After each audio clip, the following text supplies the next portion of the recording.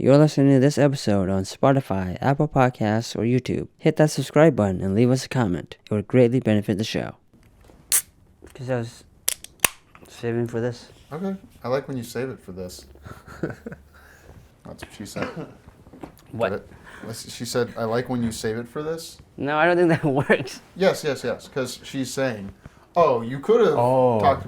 He's right. That does work. No, it It's doesn't. a pretty smooth one. That one's pretty smooth. Welcome to Movie Baiters with the Farx brothers. I'm Kyle. I'm Kirk. And we're here with entrepreneur and filmmaker Michael Williams. Isn't it better when I introduce the show? Yeah, you'll do it for the rest of the season or whatever we have. Season? We just keep going until we stop. It's like him being an entrepreneur. As you'll find out in the interview segment. I'm going to stop that voice. We all hated this movie, right? Yeah, I didn't hate it. I just didn't find it.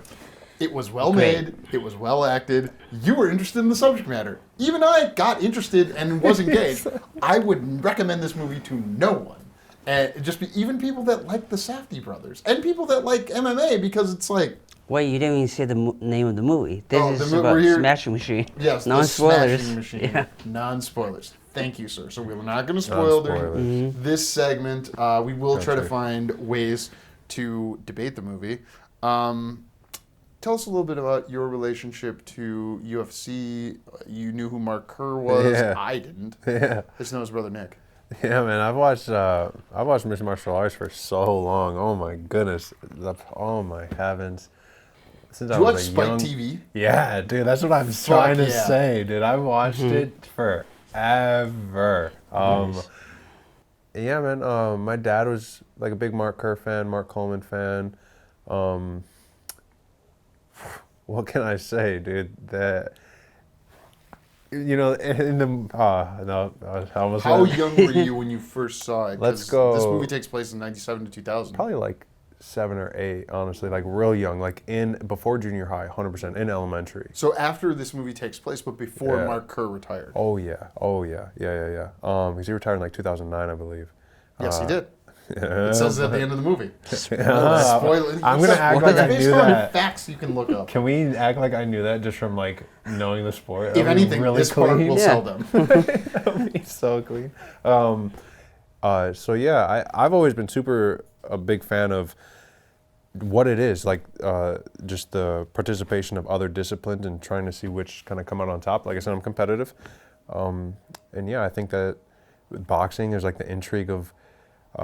My dad would tell us a story where presidents, kings, if Mike Tyson walks in a room, who are they looking at? They're looking at Mike Tyson, and that's like the truth, honestly. And so covering my ears. And so I think that's always been interesting to me. And so yeah, I was gonna bring martial arts replaced boxing. Because of the UFC. Basically. Boxing's still happening. Boxing is happening, but it's like going to the theater or something. Yeah. It's like people who practice theater are cute, but it's, when's the last theater show you saw? What's the last theater show? Theater play? Play. That's what I'm talking about. I don't know, years ago, I was going to say, yeah. And my point is that if people were going to watch oh, wait, I did see sport, one over this summer. I forget the name of it, though. We loved your performances. Yeah. You were all very good. The name of the play was... Stop Kiss. So put that in the post. I also did this. That helps. Where I'm going with this is that while I like boxing, I appreciate the gentlemanly sport of boxing. Mixed martial arts kind of makes it like, nah, man, I can have boxing, I can have wrestling, I can have karate, and Can I be jiu-jitsu. honest? I never thought I would box. Well, because of mixed martial arts? I honestly, prior to boxing, this past like year and a half, martial art, like, we are limited in what you and I do in that boxing gym. Well, yeah, we are so limited. We don't spin on and kick. Yeah, and I just know that. It's like a deer who just never learns how to walk. Like, I don't know how to explain it. Like, it's just like they never fully learn how to use their body. Honestly, it's like it's just using this, and we do part of it with the footwork and trying to But that's what's interesting to me is like there's levels to it, and you find it in boxing. Like I can have this sort of movement pattern, but then if I change it up here, it can be it's like a door opens, you know. And that's what was interesting to me about MMA early on. It was something for my family to get together with.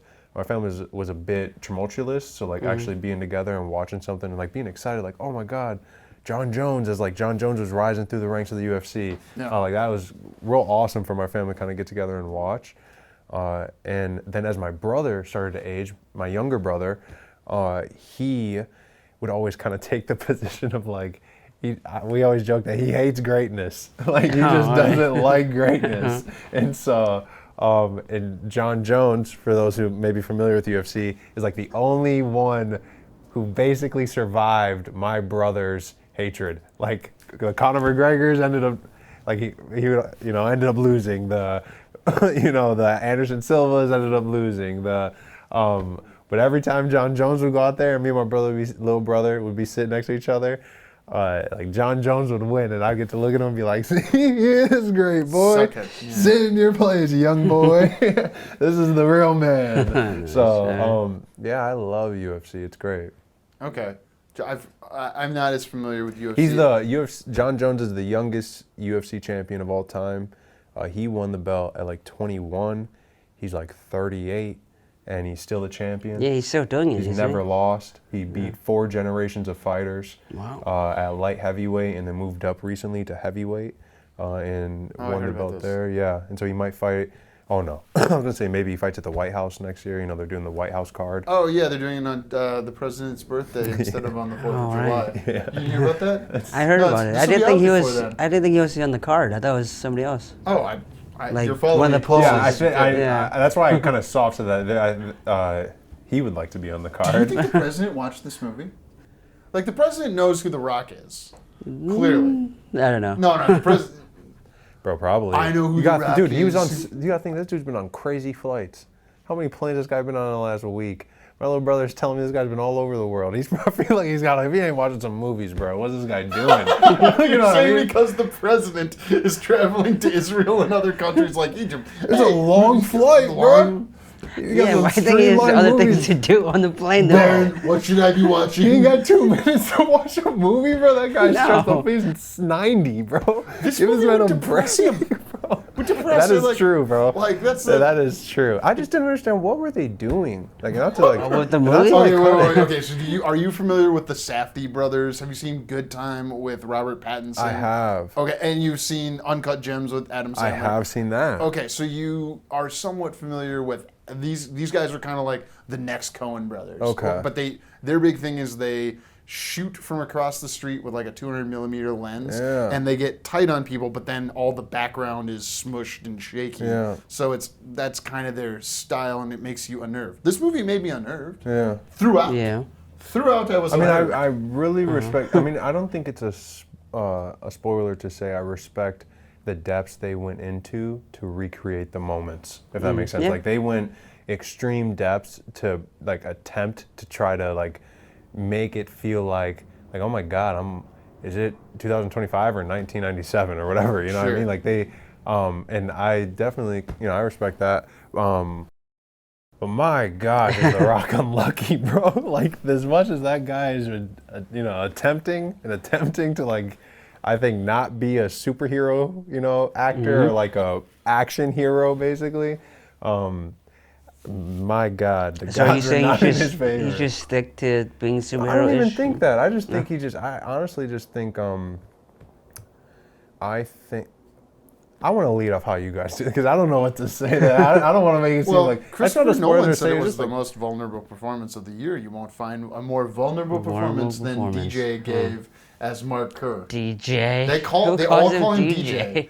Who made this movie? He made Interstellar, dude. That's sick to say. That guy's got real knowledge of movies. He said that? Christopher Nolan interviewed that is sick. The director, Benny Safdie, because Benny Safdie was in his movie Oppenheimer and was recruiting Emily Blunt while on the set of that movie. And that's the only thing that makes sense about her in this movie to me, is that somehow she's like, yeah, I want to be in a Safdie brothers movie. And I've seen Uncut Gems and Good Time. And all those although those are stressful, they are exciting thrillers. Yeah. This is like, hey, are you ready to be real sad? Yeah, dude. I just felt like, oh man, I don't mean to say it again, but what is going on in these fucking writing rooms? I don't mean to be rude. Well, what was the issue? Dude, there's like no. I gotta be honest. I felt like, all right, I'll just say it, dude. These guys are fucking showing a whole lot of nothing, bro. They're showing like, I felt like scene to scene.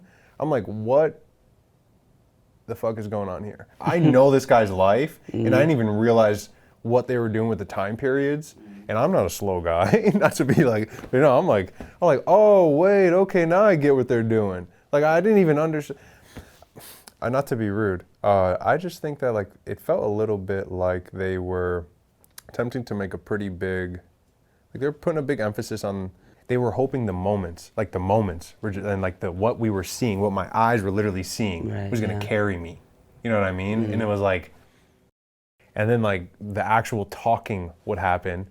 And you're like, what the fuck? Bro, no, I'm not trying to be mean. I'm like, I don't feel like there's, like I felt like Emily Blunt. What is this chick doing in this film? Yeah, we will save her arc for the spoilers because I would really like to discuss the 3/4 of the way and then where it ends and then what we're told about. Like, it's a real person you can read up on. Yeah. But when Joe Rogan opens the interview with Mark Kerr going, hey, so the mother of your child, a real crazy bitch in that movie. It's like, whoa, this is not like, I would call it a writing problem. I kind of agree with you. This is a show where we're supposed to disagree. I think Emily Blunt, clearly a great actress, very, like, there's nothing about it I didn't believe, except for the, so I have not verified this information, but we'll throw Movie Man T under the bus. Supposedly, the upstairs had some remodeling for the sake of the movie. You just be blunt about it. Don't be a You be someone. blunt about it. You be blunt about it. Apparently, you said tits were fake in the movie. Yeah, what? Apparently, she had like they didn't like do surgery, but they did something to some kind of Who cares? Why does that matter in the movie? And a lot of this movie doesn't matter in the bigger picture. Why did they do it? Business. Or at least perceived business. Which I will use as a pivot to talk about some of the discussions of business around the UFC I was very interested in. Yeah. And they're like hinted at. Yeah. So I guess I'll try to counter argue you by saying like, you know how the scene about business in Japan, that's not spoilers, it somehow is, you know that's the point of the movie based on where Mark Kerr is now, and that, like, I didn't know Mark Kerr before this. I know John Jones. I know Conor McGregor. I don't really follow fighting that closely. Yeah. I was only interested in Conor McGregor when he boxed Floyd, Mayweather. And, you know, that's... not to say anything of my experiences with UFC, and I'm curious for yours, were like, this is something that was on like Spike TV, so it was like already, I shouldn't watch this when my mom's around. Yeah. So I had the opposite experience of you, which sounds cool, just to be clear. Yeah. A little jealous of that. And then like when my friends in college and high school weren't really into it, but then corporate life, like I remember going to a bar in downtown Minneapolis where the women were scantily clad, and we were there to see a UFC event. Yeah. Where I think it was one of the guys from the Expendables, or Couture. Yeah, Randy Couture. Randy Couture. Yeah, he got a huge blood thing on his head, and it had eventually be cut halfway through so that it could bleed out, and then you know, cool to watch at a bar with the. We weren't at the event, so we didn't have ring girls, but they had, however, the people who chose to work there and were advised to present themselves. Yeah. So to me, there's a little bit of that, and part of this movie's problem is it's trying to appeal to an art house crowd, and it's a very art house movie. It has a very art house sensibility. Yes. But it could be it's like being sold as a sports movie. Yeah. And like, agreed. You're an MMA fan. It's like an identity crisis it's having. Literally, that is a great point to say. I know we're supposed to be debating each other, but I just felt like that. I felt like emphasis was placed on the hardware of making the movie and not like what the movie actually is. Like, Oh, sorry. go ahead. What's a fighting movie you do like? Oh man, Never Back Down jumps up right away. Or Ong Bak. Let's go back, dude. The old Ong Bak. Pretty hardcore, yeah. Talk about fighting movies, dude. Ong Bak 1 Well, we're and 2. talking fighting movies or like boxing, competition I would movies. take Never Back Yeah. Down because it's like, okay, let's take the fighting formula and put it in a high school, basically. Yeah. So like, okay, and You I know mean, Ong Bak? Ong Bak I love, but he's like, isn't he fighting to get his? I don't want to confuse it with the Protector, where he's fighting to get back his elephants. Yeah. In Ong Bak, he's fighting to get something back. I just remember where he goes up the tower and he's like fighting guys the whole way. You've seen it, right? Yeah, I've seen it. Okay, yeah. Fuck it. I'm gonna watch Ong Bak. Dude, I wish I'd rewatched all three Ong Baks instead of Instead of fucking the Smash. Smash Dude. I'm not sorry I saw it. I enjoyed watching the movie to get to discuss it. To Yeah. be like, sometimes the audience is right to not show up to a movie because it's sad and it's not fun. Well, you know what my dad kind of reminded me? I was like, damn, it's crazy that it wasn't that good because, like, I really honestly thought it was going to be. And my dad was like, well, The Rock really wanted to make it. And Yeah. He really wanted to make it. And you know he's got a lot of money. And I literally was like, oh, that makes sense why I kind of like, obviously the marketing on it's S plus tier then. You know what I mean? Like, he really felt passion behind it. So, of course, like my initial thought was like, oh, this is going to be a pretty good movie. Because, like, they basically marketed that into my brain. Did you see the documentary from 2002? So I actually haven't. And I think that, just by what I've read, is probably 10 times better. Okay. Just because of what have you seen it? I've only seen the trailer. So what I've heard, streaming. yeah, it's almost impossible to find. Like, I got to try to dig a little more. But apparently, like, they catch, and I need to see it, because apparently they catch Mark Kerr basically, I don't want to misspeak, but they catch him the fight before he overdoses. Yeah. Which was a rumor in, like, the MMA world. Like, that wasn't really even known, because that was kind of like, that's why in the movie, that's why, but that just wasn't a known thing, you know? Yeah, the people So, were, and he breaks on pills down back then, you know? Yeah. So, Yeah. yeah, trying not to spoil the movie just made me literally lose my train of thought so bad, bro. I took the train and literally just crashed it into a wall. Nice, so off the rails. It sounds better to you, the documentary, because it's authentic and it's real versus The Rock pretending to be somebody. Well, and it started, I guess, as him, you know, they were just trying to show him, like, doing something incredible, which I believe was either winning in Pride or the last 2 UFC fights. I cannot remember where they picked him up at. Sure. But then it turned into the, like, opiate, like, situation. And so, and you see that through the documentary. And so that is very interesting. You know what I mean? I just think that, you know, again, it makes sense with what you're saying about how they film it, because to be honest with you, I feel like the movie was like just like a painting of, like, there was nothing, like, there was no detail, there was nothing like under the sheets to, like, you know what I mean? You could have Surface level? Yeah. I see, but and this is a counter that I don't agree with. I'm going to make this counter. Are you making a devil's advocate? I'm in a devil advocate. I'm the advocate. I put my fingers in the air for people listening to the audio. We'll prefer you watch it, please. Yeah, please. Do we really care? We'll find whichever one makes us more money.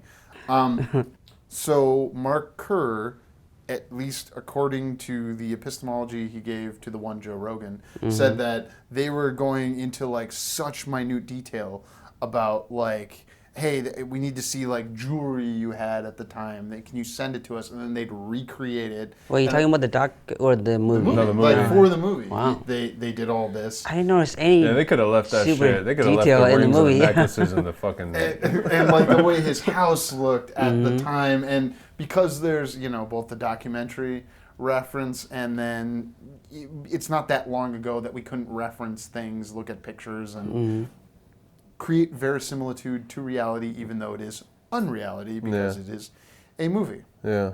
On that, can we debate if The Rock looks weird? I think The Rock looks Yeah, super he weird, looks and super it's okay. So we all agree on this. Yeah. The Yeah. Rock looks weird and it's unsettling. It's unsettling. I don't know why he had to look like that. Because even Mark Kerr doesn't look like what that. is going on, dude? Like, that's just the thought. What was that have. makeup choice? Yeah. Well, prosthetics. Okay, so now I've got to play the devil's advocate Again? I think the prosthetics work is great because it doesn't. Like I see The Rock in there because I can't not see him from all of the other movies with The Rock. Yeah. But I'll use my father as one of his arguments is like, I don't like Tom Cruise because when I watch him in a movie, he's never not Tom Cruise to me. Yeah. It doesn't matter what the makeup they put on him. Doesn't matter. Like he's not an actor. He can't disappear like Johnny Depp to my father. I'm not saying he's correct. I'm making his argument. I think The Rock, like just he doesn't. There's something about like even though the way he's changing his voice, the makeup effect, which he had a lot of hand in as a producer on the movie, and he put on 35 pounds of muscle. In addition to what he already had to look more like Mark Kerr. Yeah. And it's still, it's just. I understand him wanting to look like a freight house. You know what I mean? Look like the size of a semi truck. I just think, dude, that the dude can't move, man. And The Rock. Don't get me wrong, Mark Kerr wasn't like a movement genius. He's a wrestler. He was. But yes, and you are correct on that. He's shooting single legs, shooting double legs, and I just think like. What does that mean? Shooting a single leg takedown. Where you grab one of the legs? You grab one leg. Okay. You can do a couple different things from that. High crotch, run the pipe, double leg. Did you wrestle? Dude. I watched this. No. No, but I. You were a basketball player. Yeah, I'm a basketball player. But I should have been going home and watching how to play basketball. I was watching how to fight people. And Nice. So I should have just went and like box or something. Split the difference, play hockey. Yeah, right. You're in Minnesota. Yeah, right. Man, I think, where were we at? What were we even saying? We loved this movie. Everything The Rock did was correct. Yeah. He looks perfect. We're talking about how he looks. And I'll count. I'll go on the other side again. He got down the walk. Like, that's what people would always say about John Travolta. He got down the walk? What do you mean? Like, the way Mark Kerr walks. He walks, and he took on the physical characteristics of the gentleman. Yeah. He looks like him from everything I can tell, although now I see pictures and it's like, guy honestly looked like a young Rock. Yeah. So you didn't need all that stuff? Well, no, because The Rock is too old to play the character he's playing. Oh. The Rock is 50, and he's playing someone who's in their like late 20s, early 30s. Yeah. So there's also, it's like, I can't remember, I think it was Kevin Spacey played Bobby Darin when he was 50. Kevin Spacey was 50, and Bobby Darin didn't live past his 30s. So it's like, no, you don't look like... Yeah. I mean, the health and the things and the peptides and the surgeries and the, stem cells from unborn babies or whatever. I'm sure there's stuff, but... Or as Canelo calls it, like Mexican hamburgers, is what he says it is. What does he mean? He means stem cells, right? He basically means growth hormone is basically what he's covering up. Right? That's what these people are covering up. Where's the line between a PED and an HGH? Oh, dude, I'm not a doctor. We are in doctor land. Performance-enhancing drugs. No, I know, but to answer that technical... No, HGH isn't it HRT or something? Hormone replacement therapy? Okay, well, I think that can be a form of growth. Yeah, I know that's a thing. And I guess PEDs are just pharmaceuticals that make you not hurt as much and still able to go. Yeah. So meth. Basically. Yeah. Crack. Meth and crack. If you still fight, yeah, sure. Yeah, for real. I mean, well, there's the... You see, we both think about that scene? We're thinking about a scene where someone references what drugs are like. Yeah. And, I don't know. You've been injured before, right? Yeah. You've been on drugs? Yeah. Yeah. Yeah. You've been injured before, right? You've been on drugs. Not injured so horribly that I needed drugs for the pain. Oh, man. Yeah. I ruptured my Achilles trying to not accept an award. Or accepting an award but not wanting to be in a picture with somebody, as you know. Right. And yeah, it's a story. And I took the drugs, and I think I was on fentanyl for the surgery. Oh, wow. Yeah, I believe I was on. Didn't even. I came out talking about The Purge, whatever the fifth one is. Yeah. And because I'd watched it the night before, and I'm like telling the nurse who's like making sure I'm not like too whacked out coming out of surgery. And I'm like just going into detail. Yeah, you're like contemplating if it's worth it to do it. You're like, this is really good, actually. No, it's a I good just- policy. The Forever Purge is like my top second. It's like the top 2 or 3 Purge movies. Yeah. There's only 5 plus 2 seasons of a TV show. So. For real. Hey, dude, I love The What? Purge. It's in the mid I'm great to for it. upper range. Which rank the Purge movies for? Yeah. Because you can watch a Purge movie instead of the Smashing Machine. You should watch Unblock. Sorry. Yeah, for Rank real. so I'm going to ask him to rank Purge movies top 3, Yeah. and then I'm going to come to you and ask you about your relationship with the UFC. Oh, which one's Right. the one with the Hispanic people? That's Forever Purge. Never I like seen any that of one. them. Yeah. You haven't seen The Purge, bro? No. Dude, we're watching all 5 sometimes. Bro, if Oh, the marathon. sirens break off, you're fucked. I'm just going to say, you don't even know what the sirens are, for one. No. Like, and there's going to be people out here going crazy as fuck. Cause Was they just know. one night, isn't it? bro, that's, you hope. You hope there's one night. The way these movies go, these movies are crazy as hell, bro. This, and I got to be honest with you. I might be a 2-dayer kind of purger. I mean even might ends? blink to a second. Like, shit, bro. Not looking? No, I'm joking. No, I think Purge one's lit, though. I like the first one. First one's my favorite. Really? Yeah, I The like the first original? one. I like Ethan Hawke, dude. He's I like made that so guy. much money off of Blumhouse movies. Dude, I love that guy. He's Training Day? Not to be not talking about shitty Smashing Machines, but Training Day is I incredible. don't think it's bad. So I want to argue this I out. also said that. I didn't think it was bad. It's made not well. bad. Yeah. Like I can see what Benny was going for, and I see why The Rock wanted to make this movie to try and like, look, I'm sensitive. But like none of those, and I still have no idea why Emily Blunt did this movie other than I want to be in a Safdie brothers movie. Oh, Or it's a money? half Safdie? Yeah.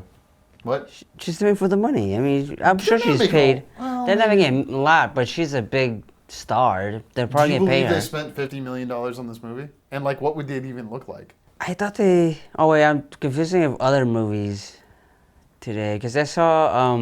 To be completely off topic, but It's a podcast. no, what was it like? It's a late night show. Minecraft and one battle after another had the same amount of money Spent? yeah, and now one battle after another isn't making that much money either. That's Hollywood math on like. Yeah, well, here's that's what crazy. we supposedly spent on this movie, and there's games like what this young entrepreneur could tell us about. Yeah. Where they're going, well, we got the tax incentive this year of production, but we can take a write down on this by not releasing this movie this year versus releasing that movie this year, because they did that with Pixar movies in the past few years. When I learned that they literally just trash whole products, Yeah, like it's actors crazy. get paid millions of dollars, and it's just never seen. It's in a vault and Oh. it'll never be released. That is Bad shocking. Girl. It's Yeah. worse than that. There's always been pay to play.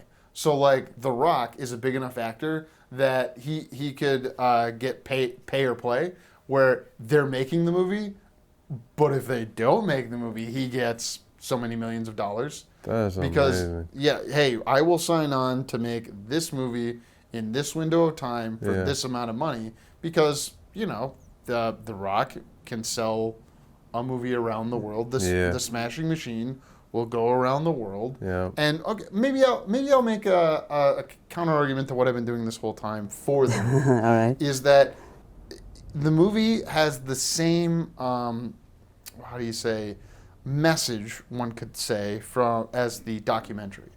And like Mark Kerr's what do you call it, motivation for releasing the documentary, because he had final cut over whether or not his addiction issues would be brought to bear in front of the world, and he decided to do it so that other people who might become worse addicts may see it and pull themselves out, and he has experienced in his life that there's been people who were able to see his story, and so maybe that's good for The Rock, who's an international movie ambassador, to take that message around the world to help mostly men, let's be honest, understand that addiction's bad, and like Mark Kerr is this like sensitive guy who can't deal with the things in his life as directly as he can, trying to take the will of another person in the ring through his own will. Yeah. So maybe there's something good to that, and The Rock being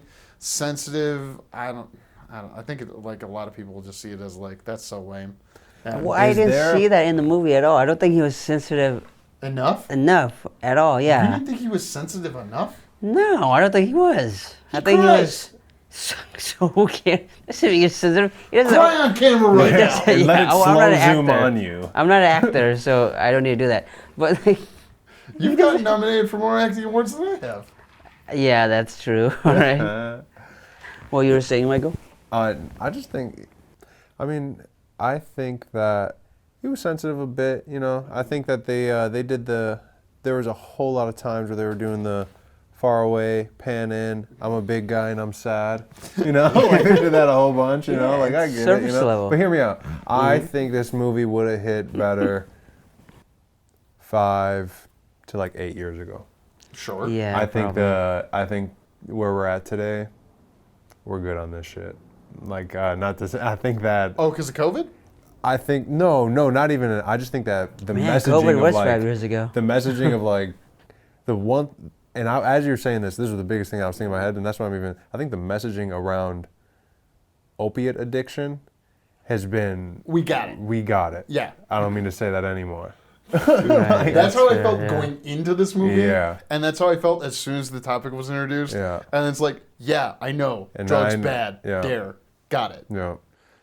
And so I really think like 5 to 8 years ago, this probably would have been a smashing machine. Like it probably would have hit because that message was like less kind of like, you know, at the forefront or like our heads. But now like you think opiates and you think like, not to be fucked up, but like fentanyl homeless people. You know what I mean? Like there's like, all right, we get it, bro. So I think that's kind of something they're dealing with too, you know? And then like you say, maybe a lot of people really struggle with seeing The Rock and he's The Rock.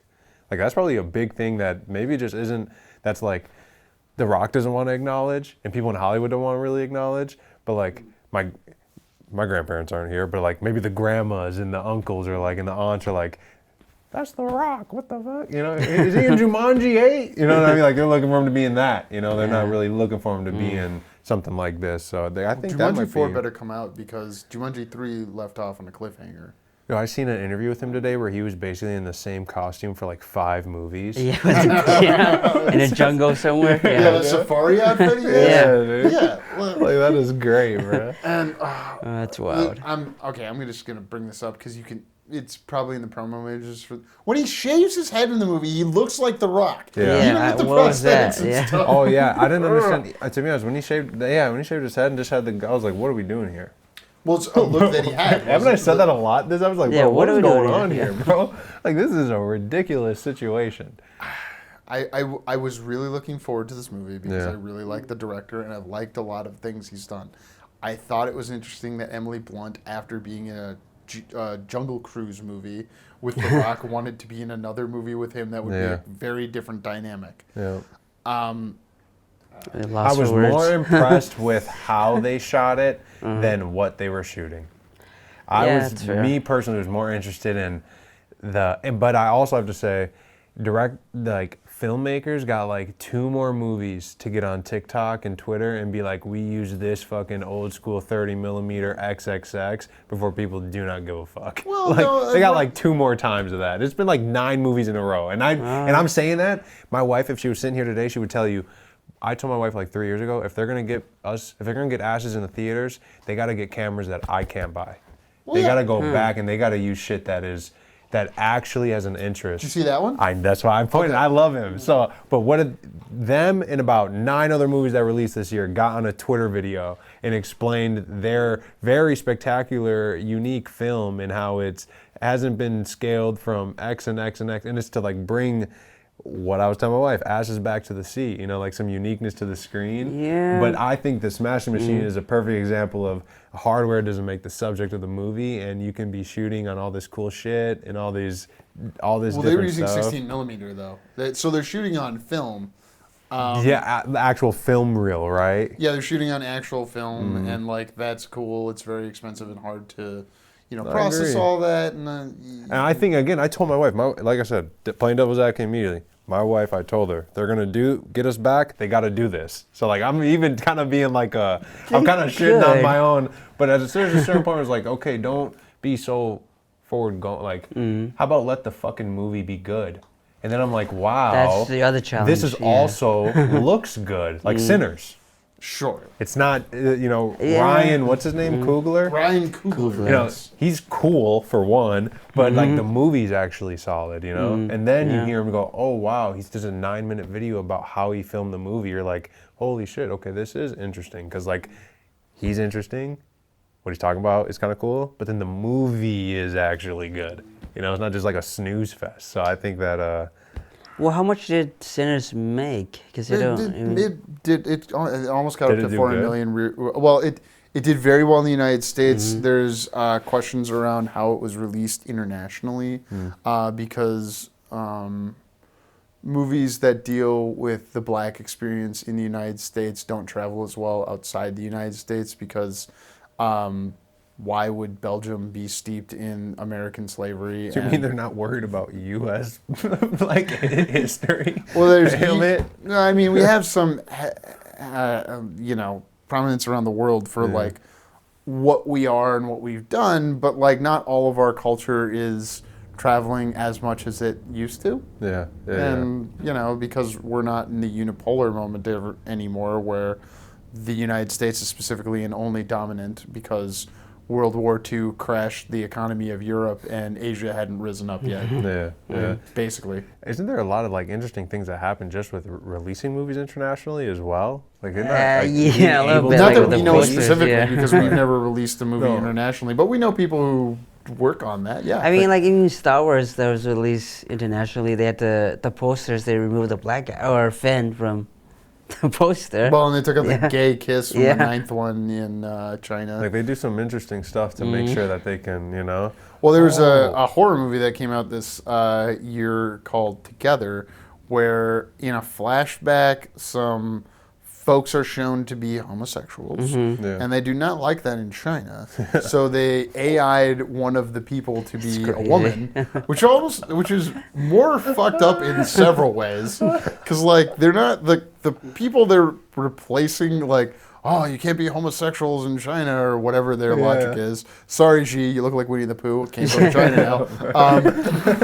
Whoa, we could have a big market in China. Come on. Bro. I can't remember what our China numbers are, but China numbers, all right. That's what you can't call them China numbers. No, the way you said it just sounds weird. Oh yeah. I say like the president, China. It's there's another word that both the correct way to say it and the incorrect way to say it are all in tone, but I'm not going to tell you which one that word is. You'll guess it. What is your relationship with the UFC? Can we end on that so we can get into spoilers and just go nuts? I kind of grew up with it. You did? Yeah, my brothers watched it a I'm bunch. the odd man out here. Yeah, I know George St. Pierre for sure. He was pretty big during that time. GSP? Yeah, GSP. Isn't he in Captain America? Yeah, Captain America movies. Yeah, I mean, I'm a nerd. I grew up on it a little bit. I wasn't too much into it. I was mostly watching it from the side, just hanging out with my brothers. You didn't like the men grappling each other as much? No, I just never found it interesting. How, like this mixed martial arts, there's so much technical stuff you have to know, and I feel like I didn't know enough about it to Let me tell you something. What points the drunk people at a bar I was at, the couple of times I watched UFC with like people who cared, it didn't seem like everyone knew a lot about it. Yeah, but I think it's a lot more interesting when you know. Like when you're watching basketball, there's a certain kind of rhythm that the players have that you watch for. Like he's passing the ball. There's strategy in it. And there's strategy in UFC. I just don't want to see like two guys fighting like hand to fist all the time. There's some strategy there that you should pay attention to. You want to see foot to fist sometimes? Yeah, and ass to face. Yeah. Ass to face. I don't know. That's No, say it. Call that the north-south position. Yeah. It's a great place to end it. That's hard run to spoilers. The start of a human centipede. Almost got you. Oh. That's a different kind of UFC. Thank you for listening. For more JK Productions, find us on Instagram at JK Productions Team and on Facebook, JK Productions MN.